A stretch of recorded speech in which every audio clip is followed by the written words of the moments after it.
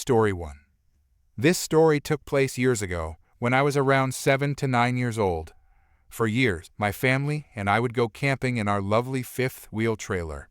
Everyone had specific responsibilities while traveling, and as the oldest child, I often got the bulk of the tasks.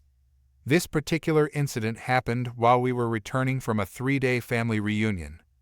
For most of the drive back, I was engrossed in my book, occasionally glancing out the window to admire the scenery and avoid feeling car sick.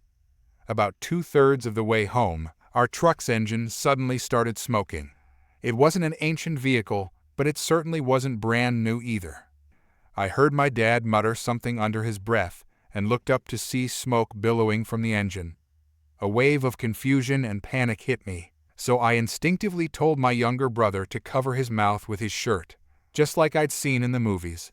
We pulled over, and by some miracle, we ended up near a recreational vehicle stop. A police officer noticed our predicament and came over to help. He and my dad inspected the engine, but it was clear we weren't going anywhere. The officer called for a tow truck, but there was a complication: they couldn't tow both the truck and the trailer together. We ended up waiting another 30 to 45 minutes before anything could be resolved. Eventually, a man approached my dad. He introduced himself as the owner of the recreational vehicle park nearby and explained that he had seen what happened. He offered to let us leave our trailer at his park free of charge. My dad gratefully accepted, and we followed his suggestion. We unloaded some of our belongings from the truck, caught a ride home with a family member who lived nearby, and called it a night. The next day, my dad and I picked up the truck from the mechanic where the tow truck had dropped it off and drove back to the recreational vehicle stop to retrieve our trailer. Once there, we got to work preparing the trailer for travel. I focused on tasks like securing the stabilizers and ensuring nothing important, like the antenna, was loose. Out of nowhere, a brunette woman appeared, walking out of the main building of the recreational vehicle stop. She approached my dad in a tone that immediately screamed, "I want to speak with your supervisor." She then walked over to me and asked, "Where are your parents?" I replied, "My dad's at the front of the..." But before I could finish, she turned on her heel and marched off without another word. I shrugged and went back to work, climbing onto the roof to finish my tasks. As I neared the front of the trailer, I overheard a heated conversation between the woman and my dad. It sounded like an argument disguised as a discussion. The exchange went something like this. Dad: "Ma'am, we're leaving and just packing up." Woman: "No, you're staying right here. We're waiting for the authorities." Dad: "Why? I'm not doing anything wrong." Woman: "You left your recreational vehicle here without paying. That's theft and trespassing." Dad: "We're already packing up to leave. Look, our truck had engine trouble, and we needed a place for the trailer." The owner said. Woman: "I am the owner. My husband owns this land." At this point, my dad, clearly exhausted, called out to me, asking if I was done. I shouted back that I was, climbed down, and got into the truck. My dad continued arguing with the woman for a few more minutes before finally returning to the truck. As my dad climbed into the truck, the argument with the woman was clearly far from over. The moment he started the engine, she began yelling louder and even hitting the truck. My dad calmly pulled away, but the situation escalated. The woman started chasing us, screaming at the top of her lungs, and, to our shock, throwing rocks at our trailer. Some of them hit the back of the trailer, creating loud thuds that made me glance nervously out the window. My dad, however, kept his focus on the road and muttered something about crazy people under his breath. Once we were a safe distance away, I couldn't hold back my curiosity any longer. "Dad, what was that all about?" I asked. He sighed and explained the full story. Apparently, the woman had accused him of leaving our trailer at the recreational vehicle park without paying and insisted that it was both theft and trespassing. My dad had tried to explain that the actual owner, the man who had approached us the previous day, had given us permission to park there for free while our truck was being repaired. "She kept saying she was the owner," Dad said, shaking his head. "But I don't know if she was lying or if her husband, the man who helped us, was the one who wasn't telling the truth.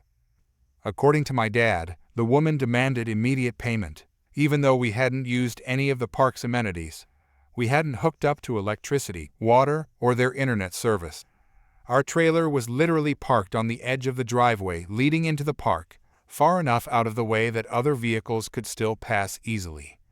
I told her we didn't owe anything because we hadn't used anything, Dad continued. But she just wouldn't let it go. So when I told her we were leaving, she got even more upset. By the time we reached home, the whole incident felt almost surreal. Looking back on it now, I can't help but laugh at the absurdity of the situation. The image of that woman chasing our truck and throwing rocks is burned into my memory, and it never fails to make me chuckle. A week later, we finally found out what had caused the truck's engine trouble. 2 of the spark plugs had malfunctioned and completely stopped working.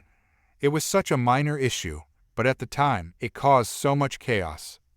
To this day, I still wonder what the truth was about the ownership of that recreational vehicle park. Was the man lying when he offered to let us stay for free, or was the woman just stirring up trouble? Either way, it's a story I'll never forget and a lesson that sometimes you just have to laugh at life's little absurdities. Story 2. About 3 years ago, my wife and I bought our house. From the start, we realized that much of the maintenance had been neglected. Renters had lived there before us, and their lack of upkeep was evident. One of the biggest projects we had to tackle was a full driveway replacement, since the original driveway hadn't been maintained or refinished in nearly 3 decades. Knowing we needed to replace the driveway, my wife and I started planning for the project. We decided we'd also like to expand it. Our house is one of only 3 in the neighborhood without a 3-car garage, so we figured we'd extend the driveway to create a 3rd parking space, even if it wasn't under the garage roof. Expanding the driveway required coordination with multiple contractors. First, we needed a quote from the driveway installation team. Second, we had to involve a sprinkler system maintenance company, as the expansion would disrupt the existing lines. Lastly, because our property isn't entirely flat, we had to hire a landscaping company to build a retaining wall and level the ground for the expansion. Coordinating the schedules of these 3 teams was a challenge. The sprinkler work was straightforward and not time-sensitive. The driveway team was very accommodating, offering us over a month of flexibility to organize everything. The problem, unfortunately, came from the landscaping company. Despite making them fully aware of our deadlines and the scope of work, they assured us repeatedly that they could meet our timelines. We scheduled the landscapers to start the week after the old driveway was removed. However, they didn't show up. We rescheduled for the following week, and again, they failed to appear. This happened twice more. By the time the driveway team was set to return and pour the new concrete, the landscaping still wasn't done. The landscapers finally arrived on the last possible day. I spoke to them before heading to work, gave them my phone number, and even left them some sports drinks to ensure they had everything they needed. I specifically told them to call me immediately if any issues arose. However, when I returned home, I found 0 progress had been made. As it turned out, the moment I left, they packed up and went to another job. Frustrated, I called the company owner and expressed my dissatisfaction with their lack of professionalism. The project manager later called me to apologize and explained that they preferred the driveway work to be completed first, promising to fix any issues that arose from the delay. Reluctantly, we moved forward. The driveway was poured, and the results were as expected, functional, but far from ideal. About a week later, the landscapers returned, built the retaining wall, and attempted to address some finishing details. Unfortunately, their work left the driveway looking terrible, especially for something brand new. They then sent us an invoice for the completed job.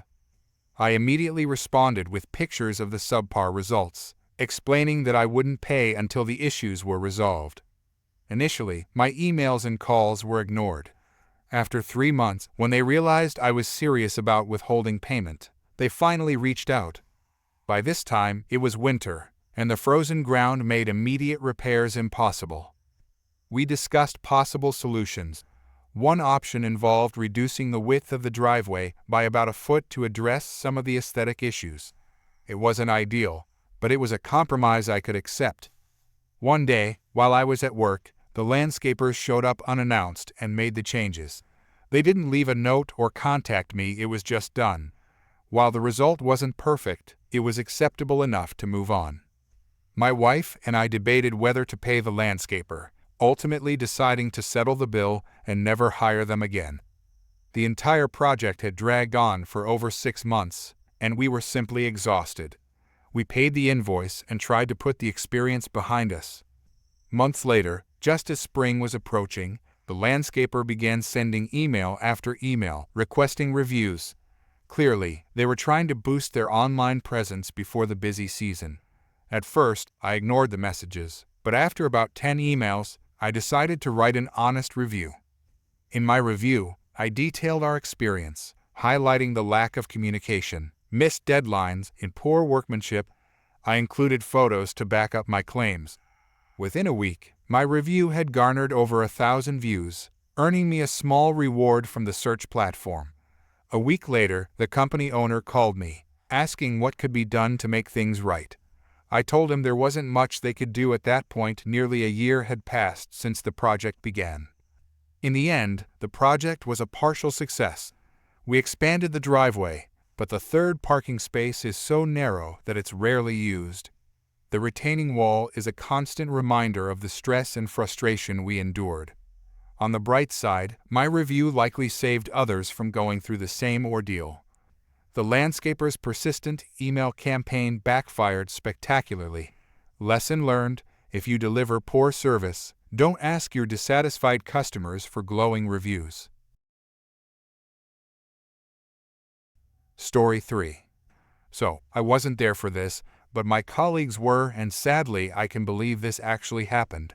I work in a small emergency room, about 14 beds, where there is only one doctor at night. No nurses or other providers. Let's call the first family entitled family. The patient from the entitled family arrives with a dislocated shoulder. It's a painful thing to have, but we can all agree it's not life-threatening. Before the doctor can start to treat the entitled patient, another patient arrives in cardiac arrest, CPR in progress. Let's call the family of the CPR patient the victims, because they were victims of the entitled family. Doctor is working to try and save the patient. Because the ER is small, there aren't many nurses, so they are all involved in the code. No one available to give medications to other patients. Victims come in to see their loved one dying, chest compression with the usual creaking ribs and all. After about 30 minutes, the code is called and the patient is declared dead. Staff get chairs, tissues, etc. for victims to sit for a while with their loved one who just died. Doctor comes over to the entitled family pretty much as soon as code is called to treat the entitled patient, and gets yelled at by the entitled family and entitled patient for taking so long to come see the entitled patient. Doctor is flabbergasted. Pretty much the entire ER could see the code as it's a small and rather old-fashioned ER. Certainly, the entitled family could see it. The entitled family and patient yell about being in pain. Okay, fair that being in pain is really miserable, but no one was available to give medication due to someone literally dying. The entitled family then proceeds to go over to the victims and yell at them for taking up the doctor's time, so that they weren't taken care of right away. The victim's dead loved one isn't even cold, is right in front of them dead, and the entitled family is yelling about their dead loved one for taking up too much time. Security was called to remove them.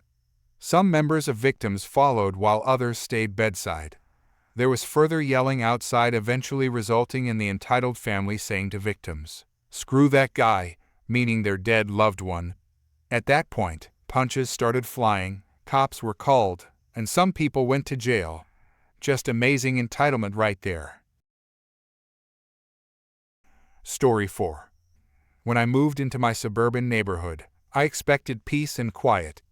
Instead, I walked into a petty dictatorship run by our homeowners association president, Todd. Todd was the worst kind of leader, the kind who loved power but avoided accountability. He enforced absurd rules like fining people $200 for leaving their trash cans out a minute past 9 o'clock, and yet blatantly ignored them when it suited him. His yard was cluttered with unauthorized structures, and his fence exceeded the city's height regulations. However, Todd's most serious transgression was using the association as his personal piggy bank. At first, I tried reasoning with him. My fence was slightly off color because the approved stain was unavailable, and he fined me $500. I explained, provided receipts, and asked for leniency. Todd smirked, said, "Rules are rules," and walked away. That's when I decided I would take him down, not with shouting or public arguments, but methodically, legally, and in a way he'd never recover from. Step 1. Becoming the inside man. Todd's first mistake was underestimating me. I volunteered for the Homeowners Association board under the guise of wanting to get involved in the community. I played the role of the eager, naive newcomer perfectly.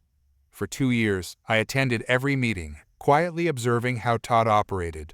I discovered he controlled the board by intimidating other members and burying them in paperwork.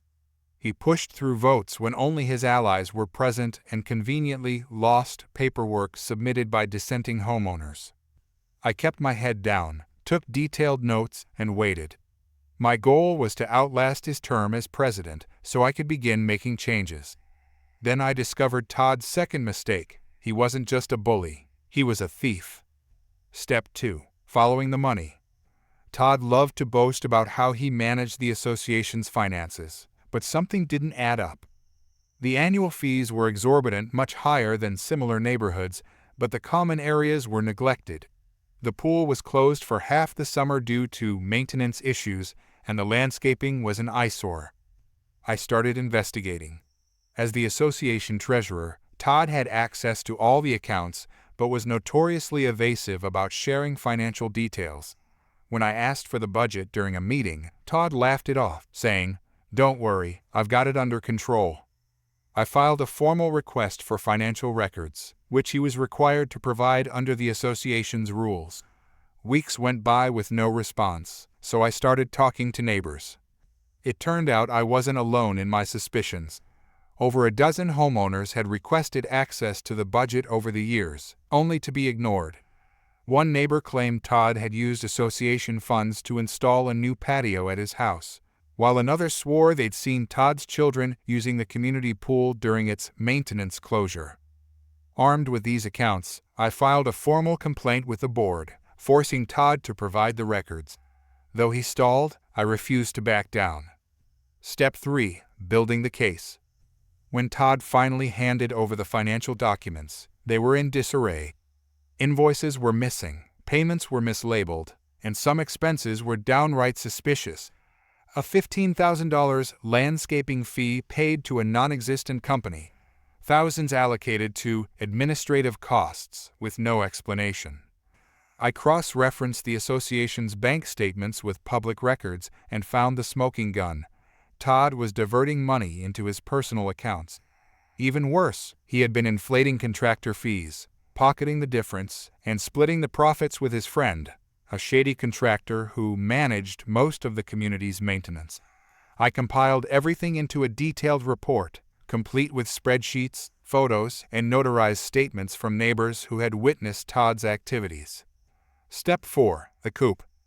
I waited for the annual association meeting, which was usually a dull event attended by only a handful of homeowners. This time, I made sure people showed up.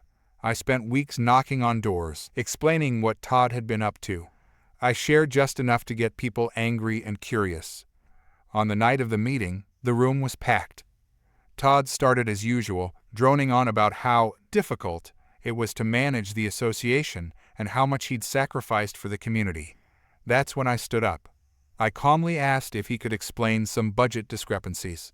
Todd laughed nervously and said, "I don't think this is the time or place." I replied, "Actually, Todd, it's the perfect time." I handed out copies of my report to everyone in the room. The mood shifted instantly. People started reading, whispering, and then shouting. Todd tried to regain control, but it was too late. I called for a vote to remove him as president. By the end of the night, Todd was out. Step 5. The final blow. After Todd was removed, we hired an independent auditor to review the finances. They confirmed everything. Todd had embezzled over $50,000, mismanaged tens of thousands more, and committed multiple counts of fraud. We reported him to the police and filed a civil lawsuit to recover the stolen funds. But it didn't stop there. Todd's contractor friend was exposed and banned from doing business in the county. Todd had to sell his house to cover restitution and legal fees. His name became a running joke in the neighborhood, and no one would work with him professionally. The aftermath. Every time I walk past Todd's old house, now owned by a lovely family, I smile. The pool is open, the landscaping is pristine, and the fees are lower than ever. Meanwhile, Todd moved to a neighboring town, where he reportedly tried to join another association board only to be laughed out of the room when someone searched his name online. Justice wasn't just served, it was carefully planned, executed, and celebrated. Story 5. So during uni, I used to work part-time as a barista at a local non-chain place that was heavily frequented. The lady who owned the place was mildly famous in the coffee world, having won awards such as Best Barista, Best Cafe, etc. numerous times. After a few years working there, I also managed to snag a few barista awards, which is where the problems happen. As anyone who drinks coffee knows, once you get a barista if you like, you tend to stick to them like a raccoon sticks to an unlocked dumpster. So I had a few people who only ever came in on my shift. It was mostly good, people tended to be polite but picky. Was at this stage debating if I wanted to make a career move into K-Korner, so I didn't mind the few annoying people we got, cost of business and all. There was however one small group of very annoying people who would come in every Friday around 17:20, closed at 17:30 in their pack of 4 or 5, before shuffling back to the gaming shop a few doors down. Much as I don't mind gamers, being one, Pathfinder for the win, a couple of these guys were the stereotype never-bathed variety, and would fill the cafe with an aroma somewhere between week-old pizza and, I saw a shower once and it scared me. Did not help they tended to order the most sugary, messy and non-coffee drinks on offer, fraps, iced coffees, usually with 3-4 syrups etc. Was a pain to clean, pain to serve, and made sure every Friday we finished 15 minutes later than we should have, since they didn't want anyone but me making their drinks. Fast forward a few years, recently graduated and starting work in a new career. All is well. Celebrating at the cafe since by now I'm very good friends with the owner and other staff. Officially stopped working here several weeks ago, when sitting final exams etc. Good times.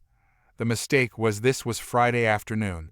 The owner had closed us a half hour early to throw a small party, so while all the chairs were still out, all the signage had been brought in turned off. Q1720, and our wonderful pack shuffles by. Undeterred by the lack of open signs, the locked side doors, and the sign on the door that said, "Private Party," they shamble inside and mull around the counter. Owner informs them the place is closed, and politely asks them to leave. After some discussion amongst themselves, they seem to decide she's lying and demand their usual. Owner is less polite this time, firmly asks them to leave. We're closed, come back tomorrow. Whatever passes for a leader among this group, seriously, does it work on who has stronger voice, or who can wear the same hoodie the longest or something? Does not like this, and starts yelling about discrimination and demanding service, specifically from me.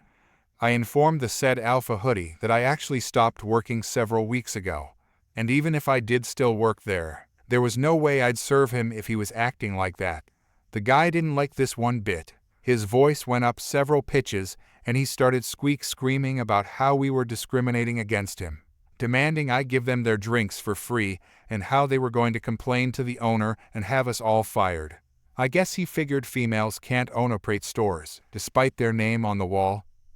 Being refused again by myself and the owner, and reminding them again that I no longer work there, and then told, much less politely, to leave. The guy turns about as red as the bag of Doritos I assumed they had in store for later, and has a total meltdown.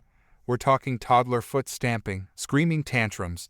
I swear the guy was moments away from a heart attack with how red he was getting. He rages about how women can't tell him what to do, that I'm lying because I'm too stupid to work elsewhere and insert racist slurs here, then uses his considerable bulk to push the espresso machine off the counter. Now, these things are not only very heavy, they're also very expensive. Tens of thousands of bags of Doritos expensive. The guy is still having his tantrum when the police arrive, probably not helped by the fact that once they had him sitting in the back of the car, I smirked and told him I didn't work there, setting him off again. Guy ended up being charged for a handful of things, including destruction of the machine. He and his pack were obviously banned from our cafe, and the neighboring ones, all having a friendly relationship with us, also banned him. Icing on the cake was the local gaming shop also banned him and his crew and attempted to distance themselves as much as possible from that sort of patron. Story 6. This is a pretty recent story for me that finally had its conclusion a couple weeks ago, and someone told me to post here, so I figured why not. One more thing before I get all into it. Every story has a silver lining, and this is mine. It doesn't take away from the fact, though, that it was caused by much worse circumstances that no one should have to go through, and anyone who's been through the same as I have can attest to it. If anyone out there right now is going through domestic violence or emotional abuse, I urge you to contact the authorities, and am myself always available to chat as well if you need advice or such. Anyway, all this started a couple months ago with an incident between my parents. It's important to note I still live with them, but have been working and providing for myself since graduating in the summer and am fully self-sufficient. My father has always been an abusive person, albeit one that did support his family at the time. But due to his lack of self-control and outbreaks, the situation was more often tense than not, especially between me and him as the power began to shift and I stopped relying on him. So yeah, a couple months ago, an abusive incident between him and my mother occurred, which started my mother's silent treatment of him for about 2 weeks, when he decided to get physical again, this time against me, which resulted in a bigger fight, and in the process my younger sister's shoulder getting hurt, mother breaking her nose, and me calling the cops. He was arrested that day and had a restraining order filed against him for 10 days, all temporary, as the police over here, in Switzerland, tends to avoid stepping in more than necessary, and did this for our protection while leaving us to make further decisions. An important thing to note is that my mother has always been a stay-at-home mom, especially since my sister is still underage, and she doesn't have a formal education to make much money in this country. So for her, divorce was more something like a last resort, and she attempted to try and get family counseling couples therapy set up, which didn't turn out so well, at which point we got her a lawyer and began the proceedings. I also studied law myself to an extent before going into my current field, so a lot of what happened here I was well equipped for, which did make things easier. This is where the money part starts. Our family has been pretty well off ever since I can remember, so my sister and I both have had somewhere in the ballpark of $150K each saved up for our schooling, first cars, etc. Half of this money was put into accounts in our name. While our parents could still access them, the money was legally ours. The other half was put into accounts in our grandparents' names in the S for logistical reasons. The day of the first court hearings, I was in the process of transferring said account fully into my name, as I was expecting something like what did end up happening to happen. Later, when the transfer succeeded, I found out almost all the money up to a fairly round number was transferred to my father's locked pension plan. This was a surprise to me, as to my knowledge until then only my mother was supposed to have direct access to it, while my father would have had to have the bank card, which I knew was with us. So after some checking, I found out my mother wasn't fully aware of when she had signed forms that gave him access, but more on that later. As I was now down on a big chunk of money, part of it was my literal income I had been saving, it was time to get my own lawyer. In addition to this transfer, back when we were building our house, my father took a loan from my account, which was understood to be a mutual agreement, and he should pay me back at a given time. Knowing a little about how his lawyer operated, the amount of offenses he potentially had to his name, and the fact that my mother and sister were now open to pressing charges against him if it came to it. I had a feeling that this would end up in an out-of-court agreement. I set up a meeting with my lawyer and collected as much evidence as possible regarding the transactions and ownership of the account. While my father did have the legal papers to manage my account, in Switzerland that means any action is meant to be taken in my best interest. His pension plan doesn't concern me, so any reasonable judge would rule in my favor. Additionally, my mother's lawyer became aware of the situation, as she legally represented my sister as well, who lost a similar amount of money due to the same thing. Before I even met my lawyer, he and my mother's lawyer discussed the situation and managed to create a good picture of it. So finally, the first meeting, I discussed the situation with my lawyer. As my father assaulted me, I had the options to press charges, as well as request for damages made and possibly sue him for the money. But to this day, it's hard for me to say if I'd have managed to get all of it back with that method, as courts would have trouble recognizing his debt to me from the house loan, and not to mention the insane costs involved with starting a legal case against someone in your own family. Knowing my father, I also knew that he wouldn't shy from spending thousands of dollars to protect himself in court with better lawyers, which was exactly why my lawyer figured it'd be better to come to a settlement, as I certainly had more I could use against my father than vice versa. With the only difference being that this way I might get a lot more out of it than the money he only just took recently. At this point, I'd like to note that my grandparents had officially cut myself, my mother and my sister out because they didn't agree with the decision for us to stay away from my father. They insisted on the need for family therapy, whereas we had already decided there was no point and my mother was divorcing him, while I decided to get a lawyer and fight for myself. My father also managed to allegate that I had hit him on the day of the incident, which was another reason for me to make sure that no one could claim I accepted that statement for the obvious lie it was. Since my grandparents cut me out, I could say goodbye to that half of the money already. No way to sue for it, nor was I legally entitled to it, so the bank couldn't do much. This is where it gets interesting, though.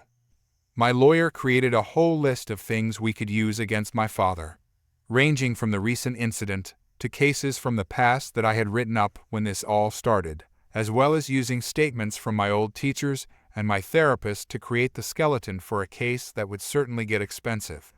The whole point of this was to have a solid foundation on which we could then approach my father's attorney and suggest a settlement for the money taken out of my account recently, as well as him returning the loan for the house. He was hesitant at first, and even suggested to my mother that she and him would together pay off a small part of it over time as a compromise, but that clearly wasn't an option for me. After hearing this, I contacted my lawyer once again and had him double down on our very specific demands, that we wanted to come to an agreement for $50K. In exchange, I would drop the charges and leave him alone. This also meant in return he would have to let go of the claims that I hit him, essentially closing the case for both parties. There was also a deadline for me to continue with the case, leaving him 3 more days to consider it. Luckily, the whole thing seemed to be a game of chicken, with him waiting until the night before the deadline to finally agree to our request. His lawyer contacted us and eventually wrote an email saying that they agreed with the requests and would be glad to sign a contract on the matter, making it up to my lawyer now to write up the contract and end the whole deal. A funny part about this whole exchange was my father's statements that were part of the email to us, claiming that they had just as much of a case against me and could press charges if they so pleased, listing a bunch of things I had allegedly done that would warrant a countersuit.